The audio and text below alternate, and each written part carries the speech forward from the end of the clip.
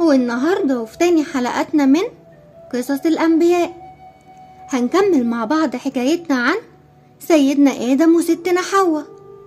احنا وقفنا في الحلقة اللي فاتت لما سيدنا آدم وستنا حواء نزلوا على الأرض غير الجنة خالص. في الأرض سيدنا آدم هيسعى ويشتغل وهيتعب وهتبقى الحياة فيها تعب وشقى. بس مين بقى نزل معاهم على الأرض؟ نزل معاهم إبليس، العدو اللي بقى واضح ليهم وبقوا على يقين إن هو عدو ومش بيحبهم.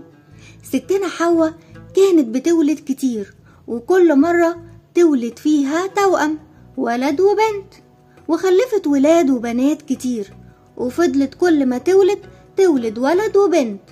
ستنا حواء خلفت قابيل، وده كان الابن الأكبر، واتولدت معاه بنت جميلة، دي كانت توأمه. بعدها خلفت هابيل، وده كان الابن الأصغر، واتولدت معاه بنت جميلة برضو، بس كان جمالها أقل شوية من البنت اللي كانت توأم قابيل. فكان المفروض إن يتجوز هابيل من البنت الجميلة اللي كانت توأم قابيل.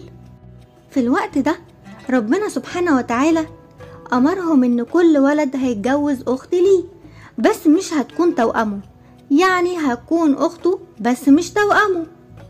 لكن قابيل مرضيش، كان عايز يتجوز البنت الأجمل اللي هي توأمه، مع إن المفروض اللي كان يتجوزها هو هابيل طبقا لقوانين ربنا سبحانه وتعالى. فراحوا سيدنا آدم عليه السلام عشان يحكم ما بينهم، فقال لهم يقدموا قربان لربنا سبحانه وتعالى. طب يعني ايه قربان؟ يعني يقدموا حاجة يتقربوا بيها من ربنا، ويشوفوا ربنا سبحانه وتعالى هيتقبلها من مين فيهم، واللي هيتقبل منه ربنا القربان هو اللي هيتجوز البنت الأجمل. هابيل كان بيشتغل في رعي الحيوانات وعنده خرفان كتير.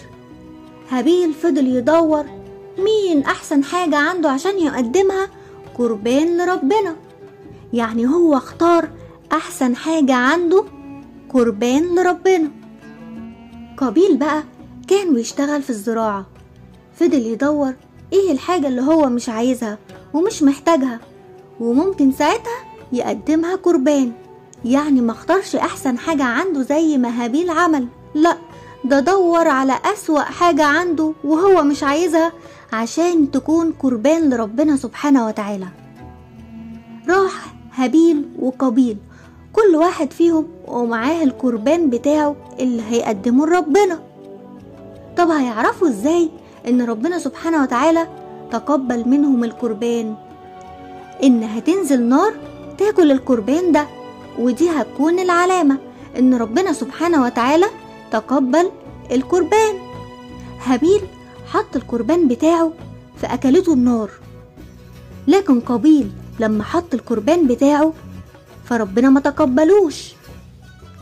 ربنا بيقبل الحاجة اللي بتتقدم أحسن حاجة، لأن هابيل كان بيخاف ربنا وكان اختياره أحسن حاجة عنده عشان يديها لربنا، بعكس قابيل اللي شاف إن هو مش محتاج إيه بناء عليه هيديه لربنا. ساعتها لما ربنا سبحانه وتعالى تقبل من هابيل وما تقبلش القربان بتاع قابيل غضب جدا وقال لهابيل أنا هقتلك. فرد عليه هابيل وقال له قال إنما يتقبل الله من المتقين، يعني انت متغاظ مني وهتقتلني ليه؟ ربنا عارف قلب كل واحد فينا وهيقبل من اللي بيخاف منه وعاوز يرضيه. لكن قابيل كان الحسد والغل ملأ قلبه ومش عاوز يسمع أي كلام ولا أي نصيحة، ولا عاوز كمان يصلح اللي عمله. كل اللي كان بيفكر فيه إزاي يقتل هابيل وبس. لكن هابيل رد عليه وقال له أنا لا يمكن أقتلك، أنا بخاف ربنا سبحانه وتعالى وخايف من غضبه وعمري ما هعمل كده. هابيل ما كانش ضعيف، هابيل كان قوي، لكن كان بيخاف من ربنا سبحانه وتعالى، ما كانش عايز يغضب ربنا.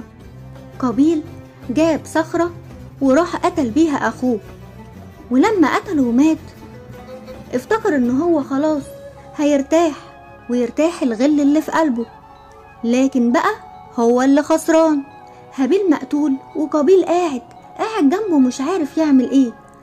اول مرة حد يموت على الارض، ما ينفعش يسيبه كده، بس مش عارف يعمل ايه. فربنا سبحانه وتعالى بعت له غراب يحفر في الارض. طب ليه؟ عشان يوريه ازاي يدفن اخوه. قابيل لما شاف الغراب بيدفن غراب تاني، فقابيل حس بالندم ان هو مش عارف حتى يبقى زي الغراب، مش عارف حتى ان هو يدفن اخوه اللي قتله. قابيل حفر زي الغراب ما عمل ودفن اخوه. قابيل كان فاكر ان هو بعد ما يقتل اخوه هيفرح عشان انتصر عليه، لكن بعد اللي عمله ما كانش حاسس بفرحة ولا انتصار. ما كانش مسيطر عليه غير احساس واحد بس، احساس الندم والحسرة والخسارة. ودي كانت اول جريمة قتل البني ادم على الارض. وبكده تكون انتهت قصتنا النهاردة، قصة قابيل وهابيل. انتظروني في حلقة جديدة جاية عشان نكمل مع بعض قصص الانبياء.